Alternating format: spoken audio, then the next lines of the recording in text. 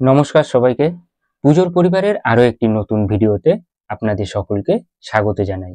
দুর্গাপুজো আসতে খুব বেশি দিন কিন্তু বাকি নেই।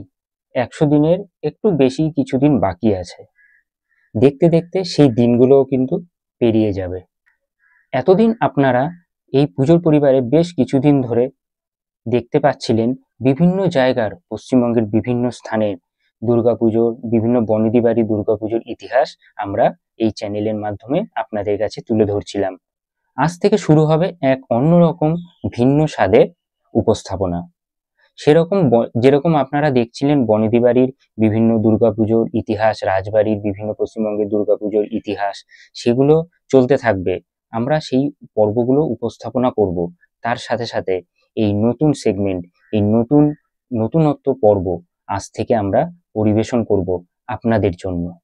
ইতিমধ্যেই কিন্তু কলকাতা বলুন বা তার পার্শ্ববর্তী অঞ্চল বলুন বা পশ্চিমবঙ্গের বিভিন্ন জেলায় অনেক জায়গায় কোথাও মায়ের কাঠামো পুজো, কোথাও ভূমি পুজো বা কোথাও খুঁটি পুজোর মধ্যে দিয়ে পুজোর সূচনা ইতিমধ্যেই হয়ে গেছে।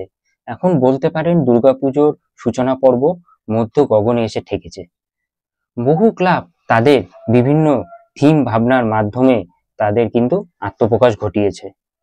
বিভিন্ন সোশ্যাল মিডিয়ার বিভিন্ন প্ল্যাটফর্মের মাধ্যমে আপনাদের দেখিয়েছি কোন অঞ্চলে কোন ক্লাব কিভাবে তাদের পুজোর প্রস্তুতি শুরু করছে। যারা আমাদের ফেসবুকের সাথে যুক্ত আছেন তারা ভালোভাবে জানেন প্রতিটি পর্যায়ে বিভিন্ন ক্লাবের বিভিন্ন সূচনা পর্ব আপনাদের তুলে ধরেছি। অতএব এই পর্বটা শুরু হচ্ছে ঠিক সেরকমই। যে সমস্ত কলকাতা বা তার আশপাশে অঞ্চলের পুজোর থিম ভাবনা প্রকাশ করে ফেলেছে তারা, অর্থাৎ তাদের এবছরের কি থিম ভাবনা, কিরকম কাজ হতে চলেছে, কি নিয়ে কাজটা হতে চলেছে, সেই কাজের পূর্ণ বিশ্লেষণ এই ভিডিওর মাধ্যমে আপনাদের সামনে তুলে ধরবো।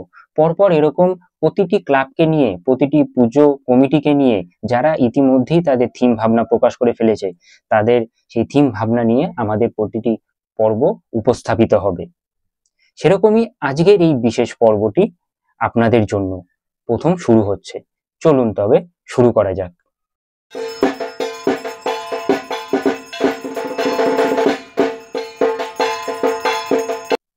আজকের এই পর্বটি, এই নতুন বিশেষ পর্ব শুরু হচ্ছে উত্তর কলকাতার একটি পুজোকে দিয়ে, যে পুজো বিগত বেশ কয়েক বছর ধরে আমার আপনার সকলের মনের মাঝে ছাপ ফেলে গেছে এবং এই বছর এবং আগামী বছরগুলোতেও হয়তো এমন ভাবেই ছাপ ফেলে যাবে। পুজো কমিটিটির নাম টালা পার্ক প্রত্যয়। টালা প্রত্যয় বেশ কয়েক বছর ধরে এমন পুজোর কাজ করেছে, এমন মাত্রায় পুজোর শিরোনামে উঠে এসেছে যে পুজোতে আপনার প্যান্ডেল হপিং, পুজো হপিং এর লিস্টে না রাখলে কিন্তু হবেই না, পুজো সম্পন্নই হবে না এমন বলতে পারেন। যেমন আমার নিজে পার্সোনালি এই পুজোটি আমি প্রতি বছর দেখতে যাই।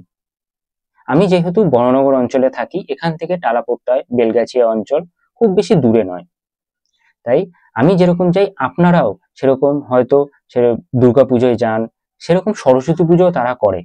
খুব ভালো মাতৃ প্রতিমা আমরা দর্শন করতে পারি। এই বছর টালা প্রত্যয় 100 বছরে পদার্পণ করলো। কম নয়, 100টি বছর, বিগত 99 বছর ধরে তারা পুজো করে আসছে এবং পুজোর শিরোনামে 10-12 বছর ধরে হাইলাইট হয়ে রয়েছে। এই বছর টালা প্রত্যয়ের যে উপস্থাপনা ইতিমধ্যেই আপনারা দেখে ফেলেছেন।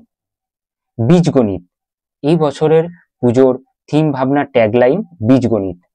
শিল্পী, স্বনামধন্য শিল্পী শ্রী ভগত সুতারের উপস্থাপনায় এবং তার সৃজন শৈলীতে, হাতের জাদুতে এবং তার সাথে যারা কর্মীবৃন্দরা আছেন তাদের সৃজন শৈলীতে, তাদের অক্লান্ত পরিশ্রমে এক সংঘবদ্ধ ভাবে এই উপস্থাপনাটি দেবেন, সেটি হচ্ছে বীজগণিত নামক এক শিল্পকলা। আপনাদের মনে অনেকেরই হয়তো প্রশ্ন জাগছে, বীজগণিত এর মধ্যে তো অঙ্ক বা এর সাথে ম্যাথামেটিক্স যুক্ত আছে, এর সাথে একটা প্যান্ডেল বা থিমের সাথে কি করে মেলবন্ধন ঘটাবে শিল্পী ভগত সুতার? প্রশ্ন প্রথমে আমারও ছিল, প্রশ্ন অনেকেরই ছিল। তাই পুজোর জগতে যারা আমরা কাজ করি তাদেরকে তো পুঙ্খানুপুঙ্খভাবে বিচার বিশ্লেষণ অবশ্যই করতে হয়। শিল্পীর কি ভাবনাটা সেটা আমরা একটু হলেও সেটা জানতে পেরেছি। তাই আমরা চাই আমাদের মাধ্যমে আপনাদের কাছেও উপস্থাপিত হোক শিল্পী ভবত সুতার 100 বছরের এই টালা প্রত্যয়ের যে চিন্তা ভাবনা করছেন, যে শৈল্পিক কাজটা করবেন, সেটি আদতে কি। চলুন তবে আপনাদের ডিটেলসে ভালোভাবে বলি। বীজগণিত এই কথাটাকে দুভাগে ভাগ করে নিন, বীজ আর গণিত। বীজগণিত একসাথে যদি আপনি মেলান তাহলে সেটি একটা অঙ্ক বা ম্যাথমেটিক্সের একটা পার্ট, একটা সিস্টেমে সের মধ্যে যাচ্ছে, সেই অঙ্কের বিভাগের মধ্যে যাচ্ছে। এর মধ্যে অঙ্ক খুঁজতে একদমই যাবেন না। পুজো প্রাঙ্গণে যদি যান, যখন ঠাকুর দেখবেন, প্যান্ডেলে যাবেন, সেই সময় অঙ্ক খুঁজতে যাবেন না, কারণ এটি কোনো ম্যাথমেটিক্স বা অঙ্কের কোনো পার্ট থিমে হচ্ছে না। বীজ গণিত, প্রথমে আপনাদের বলি, এখানে আমি একটি গাছ রেখেছি, এই দেখুন এই গাছটি, এটি একটি গাছ। এবারে ইনডোর প্ল্যান্ট একটি গাছ। এই গাছটি খুব একটি বড় নয়, এই গাছটি অনেকটাই ছোট গাছ সৃষ্টি হয়েছে। এই গাছটি যখন তৈরি হয়েছে, এবং এখানে মাটিও রয়েছে, অরিজিনাল একটি গাছ। হ্যাঁ, এখানে দেখতে পাচ্ছেন অনেক গাছের এখানে পাতা শুকিয়েও গেছে, এটি কোনো প্লাস্টিক বা ওই টাইপের গাছ নয়। এই গাছটি যখন সৃষ্টি হয়েছে, যখন তৈরি হয়েছে, এমনি এমনি তো আর কোনো গাছ সৃষ্টি হতে পারে না, বা ভগবান প্রদত্ত ভাবে এমনি এমনি জন্মাতে পারে না। সবকিছুর মধ্যেই একটি বিজ্ঞান থাকে। অতএব একটি গাছ যখন সৃষ্টি হয়, তার প্রধান হচ্ছে বীজ, অর্থাৎ এই যে গাছের মাটি, এই যে মাটি, সে মাটির মধ্যে আমরা যখন বীজ বপন করি, তার মধ্যে জল দিই, সূর্যের আলো এসে এই মাটির মধ্যে পৌঁছায়, এবং প্রাকৃতিক নিয়মে আলো বাতাস বিভিন্ন রকম সমস্ত মিশ্রণে একটা বিক্রিয়ার মাধ্যমে একটি গাছ সেখান থেকে সৃষ্টি হয়। এই বীজ বা অঙ্কুরিত প্রক্রিয়ার আমরা যখন দেওয়া হয়, সেটার থেকে গাছের জন্ম হয়, একটি গাছ আস্তে আস্তে সেখান থেকে বেড়ে ওঠে, তার সৃষ্টি হয়।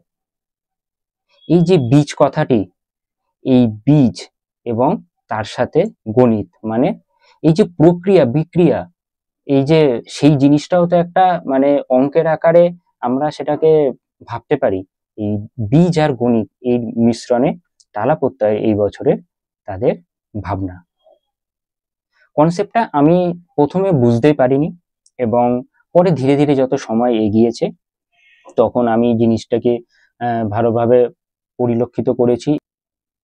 আমরা যখন পৃথিবীতে জন্মগ্রহণ করেছি, সেই সময় আমি নিজে ফিল করি সেই জিনিসটা, যে কোনো কিছু যখন আমরা পৃথিবীতে এসেছি, তখন তো কিছু নিয়ে আমরা আসিনি এই সমাজে, এই জগতে। এবার যখন আসার পর সমস্ত কিছু ঈশ্বর বলুন বা যারা যিনি সৃষ্টিকর্তা, তিনি সাজিয়ে রেখেছেন এই পৃথিবীটাকে, পৃথিবীর ভূমিটাকে সাজিয়ে রেখেছেন। এখানে এসে আমরা সবকিছু পেয়ে গেছি উপহার স্বরূপ, সেগুলোকে বাঁচিয়ে রাখা, সেগুলোকে নিয়ে চলা, সেগুলো কিন্তু আমাদের সকলের কাজ। অতএব একটি গাছ যখন জন্মায়, সেও কিন্তু কিছু নিয়ে জন্মায় না। ওই যে বললাম না, একটি বীজ যখন আমরা বপন করি, তার সাথে তো এত ডালপালা পাতা মূল গুল্ম এগুলো কিছুই থাকে না, আস্তে আস্তে আস্তে আস্তে তৈরি হয়। সেরকম আমাদের মানুষ, আমরা যখন জন্মগ্রহণ করি, আমাদের তখন আস্তে আস্তে হাত পা সৃষ্টি হয়, চোখ নাক মুখ কান সমস্ত কিছু হয়।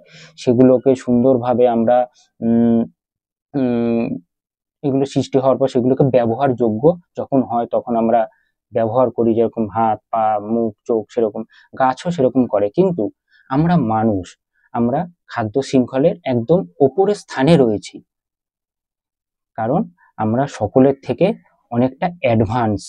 ঈশ্বর আমাদের সেরকম সেই জায়গায় সেরকম পরিলক্ষিত হয়ে দেখে অ্যাডভান্স সৃষ্টি করেছেন। সমস্ত কিছুকে ভক্ষণ করে আমরা কিন্তু আমাদের জীবনের যে খাদ্য শৃঙ্খলটা, যে ধাপটা, সেইখানে আমরা পৌঁছেছি। আমাদের সমাজের যত বলতে পারেন ধন সম্পদ আছে, খনিজ সম্পদ আছে, বা বিভিন্ন যেগুলো প্রাকৃতিক নিয়মে সৃষ্ট, ঈশ্বর আমাদের জন্য রেখে গেছেন ঠিকই, বা সৃষ্টি করে দিয়েছেন ঠিকই, কিন্তু সেগুলোকে আমরা কতটা পর্যাপ্ত পরিমাণে ব্যবহার করতে পারছি, সেটি কিন্তু আমাদের অবশ্যই ভাবতে হবে, ভাবনার বিষয় সেটি। এছাড়াও আমরা যে খাওয়া দাওয়া করি, যা খাবার খাই, সেই জিনিসগুলো ভক্ষণ করি, খাবার আহ নিজের শরীরে অর্পণ করি, সেরকম আমরা কিন্তু সমাজের যেগুলো অ্যাসেট আছে বলতে পারেন, যেগুলো সম্পদ, সেগুলোকেও দিনে দিনে তিল তিল করে আমরা ভক্ষণ করে যাচ্ছি অন্য এক প্রক্রিয়ার মাধ্যমে। এতটা আমি আপনি সকলেই তার জন্য দোষী। আস্তে আস্তে সেগুলো শেষের পথে, সেই সমস্ত সম্পদ বা এই জিনিসগুলো, এগুলো আহ বহু অংশে মানুষ বলতে পারেন বাঁচানোর চেষ্টা করছেন, তার আন্দোলন করছেন যে একটি সিস্টেমের মাধ্যমে অবশ্যই সেগুলো চলা উচিত, কিন্তু সেই সিস্টেমের বাইরে গিয়েও বেআইনি ভাবে, মানে সময়ান্তের অনেক আগেই যদি আমাদের সেই জিনিসগুলো শেষ হয়ে যায়, সেই সম্পদ বা সেগুলো তো লিমিটেড, ঈশ্বরের দান আনলিমিটেড তো কোনোদিনই হতেই পারে না। ঈশ্বরের আশীর্বাদ হয়তো আনলিমিটেড বলতে পারেন, কিন্তু ঈশ্বরের ভালোবাসা আনলিমিটেড, কিন্তু এই প্রাকৃতিক নিয়মে যেগুলো জিনিস, সেগুলো তো আর কখনো হতেই পারে না। সেগুলো কখনো আনলিমিটেড বা একদম অফুরন্ত পৃথিবীতে রয়েছে, সেগুলোকে আমরা ব্যবহার করব। সবকিছুর একটা লিমিট থাকে, এই জগৎ, এই পৃথিবীরও এই সময়েরও একটা লিমিটেশন আছে। আনলিমিটেড বলতে ঈশ্বরের আশীর্বাদ, ঈশ্বরের ভালোবাসা, সেটিও অর্জন করতে হয় আমাদের কর্মের মাধ্যমে। ঠিক সেরকমই এই কথাগুলো জড়িত এই বীজগণিত শব্দটার মধ্যেই। অঙ্ক, ম্যাথামেটিক্স অবশ্যই থাকবে, আছে, সেগুলো খাতায় অঙ্কের নয়, আমাদের জীবনের অঙ্ক। আমরা জীবনে কিভাবে এই সমস্ত জিনিস, সম্পদ, ঈশ্বরের দেওয়া উপহার, কিভাবে সুন্দরভাবে সমানভাবে ব্যবহার করতে পারবো। ঠিক সেরকম এই টালাপত্রার যে চিন্তা ভাবনা, বীজগণিত, সেই বীজ, মূল বীজ কিন্তু শুধু গাছের বা শিকড়ের সেই বীজ নয়। বীজ আমাদের প্রত্যেকটা মানুষের মাথায়, প্রত্যেকটা মানুষের জীবনে কিন্তু প্রথমে সৃষ্টি হয়েছিল। শুরুয়াত, বীজ কথাটির আরেকটি মানে হচ্ছে শুরু, যেখান থেকে একদম বলতে পারেন পৃথিবীর কেন্দ্রবিন্দু বীজ, সেখান থেকে সবকিছুর আমাদের জ্ঞান, ধারণা, চিন্তা ভাবনা, মানুষ, গাছ, উদ্ভিদ, পশু, পাখি, সকলে সেখানে সৃষ্টি। এবার এক একজন এক একভাবে সেই জিনিসগুলোকে চিন্তা ভাবনা করেন। আমরা বর্তমানে প্লাস্টিকের ব্যবহার কমানোর অবশ্যই চেষ্টা করছি। প্লাস্টিকে মুড়ে যাচ্ছে গোটা জগৎ, গোটা সমাজ। তার দায় অন্যের মতো আমারও, আমিও কোনো না কোনো ভাবে এর জন্য দায়ী, পৃথিবীর সকলে দায়ী। কোনো পুজো কমিটি, পুজো প্যান্ডেল কখনোই শুধু পুজো হচ্ছে পুজোর জন্য তা নয়, বর্তমানে একটি সামাজিক বার্তা, এরকম একটি সামাজিক মেসেজ দেওয়ার প্রত্যেকটা পুজো কমিটি চেষ্টা করে থিমের মাধ্যমে। ঠিক টালাপত্রাও কিন্তু এবছর সেরকম তাদের ভাবনা চিন্তা তুলে ধরছে। গত 5ই জুন পরিবেশ দিবস গেল, সেই দিন টালাপত্রার সন্ধ্যায় সেদিন সন্ধ্যাবেলা একটি প্রোগ্রাম হয়েছিল। অনেকে আপনারা বিভিন্ন ভিডিওর মাধ্যমে, চিত্রের মাধ্যমে দেখে থাকতে পারেন সোশ্যাল মিডিয়া, বা অনেকে গেছেনও সেই দিনের অনুষ্ঠানে যারা আমন্ত্রিত ছিলেন। সেইখানে ব্যাপারটি আরো ভালোভাবে পরিলক্ষিত হয়েছে এবং আমি নিজে সেটি চাক্ষুষ করার চেষ্টা করেছি, বিভিন্নভাবে স্টাডি করে জিনিসটা জেনেছি। তখন জানার পর আমার নিজের পার্সোনালি খুব ভালো লাগলো। অতএব আপনাদেরকে একটু হলেও বোঝাতে পেরেছি টালা প্রত্যয়ের এই বছরের চিন্তা ভাবনা। হয়তো আপনাদের কাছে এখনো পুরোটা জিনিসটা ক্লিয়ার হয়তো হবে না, কিন্তু পুজো প্যান্ডেলে যখন আসবেন, পুজোর সময় যখন আপনারা টালা প্রত্যয় আসবেন, সেই সময় দেখতে পারবেন কিভাবে এই বীজগণিত কনসেপ্টটা ফুটে উঠেছে শিল্পী ভগত সুতা ও তাদের সহকর্মীবৃন্দের অক্লান্ত পরিশ্রমে, অক্লান্ত কাজের মাধ্যমে। আশা করব এই থিম, এই কর্মকাণ্ড 100 বছরের টালা প্রত্যয়কে এক অন্য মাত্রায় নিয়ে পৌঁছাবে। আর আপনাদেরও এই পুজো প্যান্ডেলে এসে আপনি সেই বীজগণিতের মূল বীজ, মূল শিকড়কে চাক্ষুষ করতে পারবেন, অনুভব করতে পারবেন। আমাদের সমাজটাকে আমরা যেন আরো সুন্দরময় করে তুলতে পারি এই সবুজায়নের মাধ্যমে। চারিদিকে কিন্তু এখন বিভিন্ন জায়গায় বৃক্ষরোপণ বিভিন্ন সময় হয়। এই বৃক্ষরোপণ আমরা করি ঠিকই, কিন্তু ওই যে বললাম বীজ আমরা বপন করি ঠিকই, কিন্তু তারপরের যে প্রক্রিয়া সেগুলো আমরা কিন্তু ঠিক মতো করি না, তাতে বহু গাছ কিন্তু মারা যায়। এই সব দিকে আমাদের সকলকে লক্ষ্য রাখতে হবে। সমাজটা আমাদেরও, ঈশ্বর আমাদের সৃষ্টি করেছেন, তার সাথে সাথে এমন বলেননি যে সেই জগৎটা, পৃথিবীটা ধ্বংসের দিকে ঠেলে নিয়ে যেতে। সকলকে এই বার্তাটা হয়তো টালা প্রত্যয় দিতে চাইছে। সমাজটা আমার আপনার সকলের। এই সমাজটাকে, এই জগৎটাকে সুন্দরভাবে রাখা, বাঁচিয়ে রাখা, সেটাও আমাদের সকলের অধিকার, সকলের কর্তব্য, সকলের দায়িত্ব। কেমন লাগলো ভিডিওটি অবশ্যই আমাদের কমেন্ট করে জানাবেন। আপনাদের যদি এ ধরনের এই পুজো বিষয়ক বা এই থিম বিষয়ক কোনো প্রশ্ন থেকে থাকে, বা আপনারা যদি কিছু জানেনও, আপনাদের অভিজ্ঞতা সমস্ত কিছু আমাদের কমেন্ট করে জানাবেন।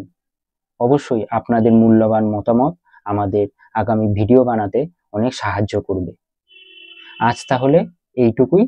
দেখা হচ্ছে পরবর্তী পর্বে আরো একটি পুজো কমিটির নতুন এক থিম ভাবনা নিয়ে আলোচনা করার। ততক্ষণের জন্য বিদায়।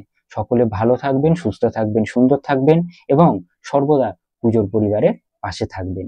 দেখা হচ্ছে পরবর্তী পর্বে। বিদায়। সকলকে ধন্যবাদ এই ভিডিওটি সম্পূর্ণ দেখার জন্য। নমস্কার।